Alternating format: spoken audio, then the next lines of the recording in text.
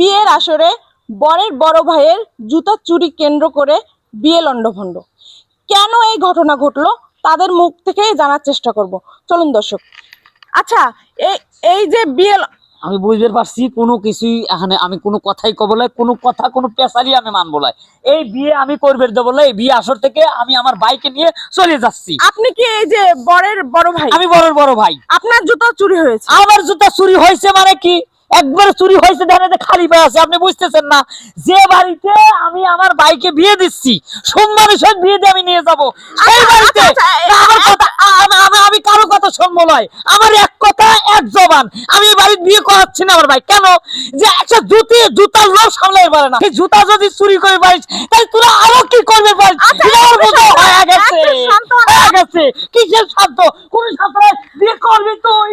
আচ্ছা আচ্ছা, এইখানে এইখানে এই যে আপনাদের হাতে জুতা, এটা কেন? আচ্ছা ভাইয়া, এই যে আপনার জুতা তো চুরি হয়েছে বুঝলাম, কিন্তু এই যে বরের হাতে জুতা, এই যে যারা বর পক্ষ আছে সবার হাতে জুতা, কি কারণ এটা? ভয় পাচ্ছে, কারণ জুতার দাম আছে রে ভাই। আমরা তো সেই পরিবারের সওয়াল নয়। আমার এক জোড়া জুতার দাম 50 থেকে 60,000 টাকা। সামের জুতা অরিজিনাল দাম। এই দেখেন বাইরে বাংলা হাত ফেলায়। এই জুতা যদি চুরি হয় তাহলে এই জুতা হাতে নিলে কি করবে? আচ্ছা ভাই, একটু শান্ত হন। আমরা একটু বরের সাথে কথা বলার চেষ্টা করি। আপনি একটু এই সাইডে আসুন প্লিজ। আচ্ছা ভাইয়া, আজকে তো আপনার বিয়ে, তো আপনি কি মানে বিয়ে করতে রাজি না? আপনি কি এই কারণে শুধুমাত্র এই বিয়ে মানে বিয়ে বাড়িতে জুতা চুরি হয়েছে এই কারণে বিয়ে ভেঙে দিয়ে চলে যাবেন? আসলে মূল কথা হচ্ছে রাজি না, আমি রাজি। আর বিয়ে বাড়িতে এইসব টুকটাক হয়ে থাকে, কিন্তু হয়তো আমার বড় ভাইয়ের কাছে এটা মাইন্ডে অনেকটা লেগেছে। আর যেহেতু বড় ভাই আমার অভিভাবক, এখন উনি যে ডিসিশন নেবে ওই ডিসিশনে আর কি আমি আমার মতামত। তোর মাইন্ডে লাগে নাই? তুই জুতা হাতে নিছিস কিসের জন্য? মাইন্ডে অবশ্যই লাগছে। আপনি এত চিল্লাচিল্লি করেন কিসের জন্য? হ্যাঁ আচ্ছা, আমি চিল্লাবো?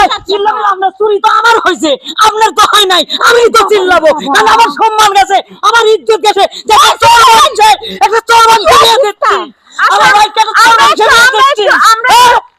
আমরা একটু কোন পক্ষের সাথে কথা বলার চেষ্টা করি। আচ্ছা আন্টি, আসসালামু আলাইকুম। এই যে এইখানে এই যে তার জুতা মানে চুরি করছে, এইটা সে মানে ই করতেছে, এখন তার জুতা কে চুরি করছে? চুরি করে মনে করো আমি চুরি করছি, যেহেতু আমি কন্যার ভাবি। এখন শালা সম্বন্ধী তার বউ যদি থাকে, শালি থাকে, ছোট ছোট শালিরা থাকে না, তারা তো মজা করে জুতা চুরি করে, তাই না? বিয়ে বাড়ি এইরকম যদি বরের ভাই হয়, তাই না, আমাদের বিয়ে, তাহলে আমি দুষ্টুমি করে নুকায় রাখলাম। চুরি বলে যা মুখে হয়ে থাকে। আবার বিয়ে বিয়ে করবি না ভাবি কই? হ্যাঁ, বিয়ে ছাড়া এখান থেকে যাইতে দিবি? আমি তো সত্যি চোর বংশ, ডাকাতির বংশ। জোর করে আমার ভাই বিয়ে করাবে? দেশে আইন নাই, মগের মূল্য জায়গায় জায়গায়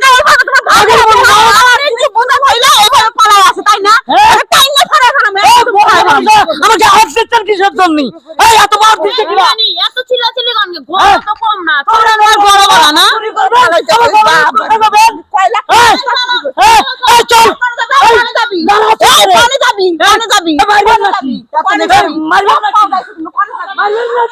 দর্শক, আমি পুরাই আমার অবস্থা পুরাই টাইট।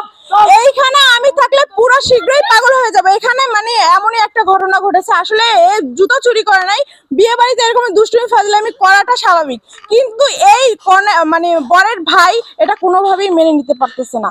তো এটা মানে আপনাদের বোঝানোর জন্য একটা ভিডিও বিনোদনমূলক বানানোর চেষ্টা করেছি। আশা করি ভিডিওটা আপনাদের ভালো লেগেছে।